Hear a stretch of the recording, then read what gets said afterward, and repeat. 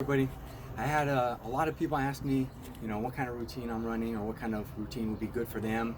And a lot of people, numerical terms means 3. But what I'm trying to say is I just started a new mesocycle, which is basically just a routine that I'm going to run periodically. And the one I'm doing today, Monday, is going to be weekly. It's going to be every Monday I do this same routine. It has a compound pull, compound push, then an isolation for bicep, tricep, and then of course finish with some abs. So here we go. I'm going to start with a flexion row, and this exercise I borrowed from the great people at Renaissance Periodization, specifically Dr. Mike Izertel, and he's doing a flexion row, and it's good if you don't want to use a whole lot of weight. Plus it's going to work your spinal erectors in a different way than you're used to, unless you have like a reverse hyper or something crazy, hyperextension. So all I'm going to do is come down like I'm going to do a bent over row, right? Get my hand placement, right? Set my back. I'm going to stand up first here, unlock my knees, lean over, get my back somewhat parallel to the floor. And now I'm actually going to do what most people say is bad, a question mark, but with the light weight, it's not going to be a big deal or an issue. I'm actually going to flex and extend. Flex.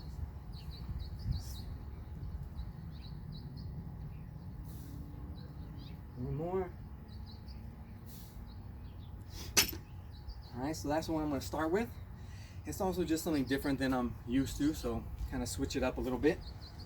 So that's pretty fun. Now my second exercise is going to be a compound, just means more than one joint.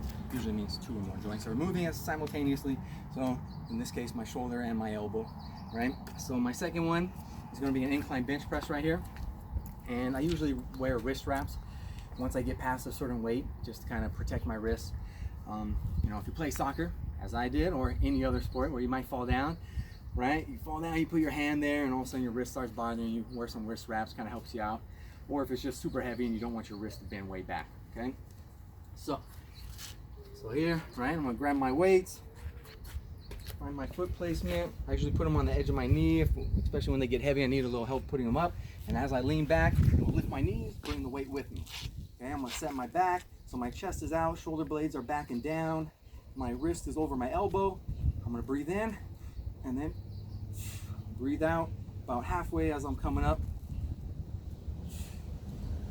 And the bar, or the dumbbell in this case, is in front of my face, so when I hit my face, and as it comes up, it kind of comes up and back a little bit. So it's directly over my shoulder, which is basically just kind of almost like a rest period, even though it is contracted, right?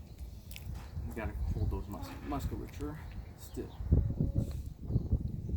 I'm also using my legs, pushing into the floor, arching my back, getting my chest out in front of me, okay? Now, third exercise I'm gonna do again is gonna be an isolation.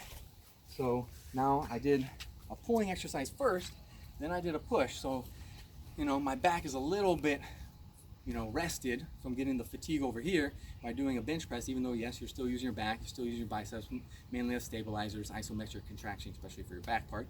But biceps are moving and stabilizing. But when I come back over here, my biceps are obviously more rested than my triceps, right? So, I'm gonna pick up the bar, right? I'm gonna pick it up like so. Oh no, that's what my wife does. So what I had to show her was, you can find the ring on the bar or any spot that just makes sense, and maybe put a thumb there and a thumb there, and now you at least know your hands are even, right? Or maybe it's half a thumb. Whatever it may be that fits for your width, where your hands are basically just even with your shoulder, it's slightly wider than your shoulder. So for me, it's just slightly wider than my shoulder. Feels pretty good. Feels the best for my elbows, right? I'm trying to keep my elbow facing down as I flex my arm. Now I can have variations to this, of course, but this is just kind of your normal bar curl. Now remember, if you wanted to do something like it got real heavy, you wanted to get some extra reps, leaning a little forward and coming up like this isn't the worst thing, but we wouldn't want to necessarily lean back. You might lose balance. You're also just putting a lot more stress on the back. But those are just cheater reps, right? We want to keep as much tension on the bicep. So if you had to do a few of those at the end and get a few extra reps, get a little more musculature going, that's all right. Now, over here, I'm going to go to a tricep exercise.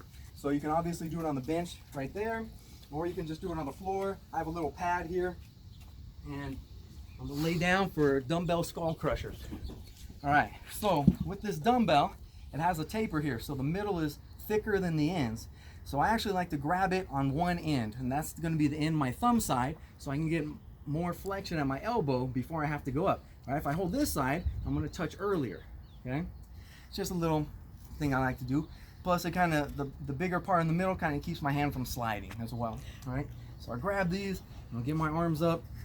I can have my arms totally straight and come down to my, say, my shoulder and back up. I like to have my arms in when they're slightly pointed back. If they're pointing straight up, there's, again, not much tension on the tricep, you know, a little bit to keep your arms straight, but obviously quite easy, right? But if I put them back a little bit, now it's a little bit greater, right? Greater tension on those triceps. And then, of course, I can work what kind of angle I want to work. Sometimes I want to come down to my shoulder. Sometimes I want to come maybe just to my ear. Work different ranges of motion. But for the most part, you can call it full range of motion, all right? So, get those.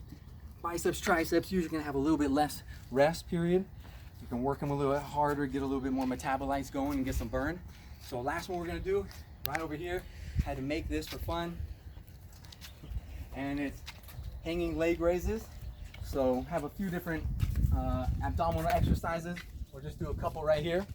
So I got these 4x4s stood up in the ground with cement and everything. Got my little bar across here. I'm gonna grab the bar, situate myself, and then I'm basically just gonna bring my knees up, flexing my spine.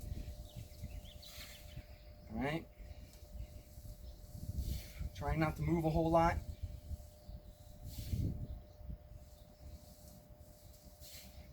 And trying to bring my knees up towards my shoulders or chest, showing my backside to the front side, right? All right, so good luck, have fun with that one. See you next time.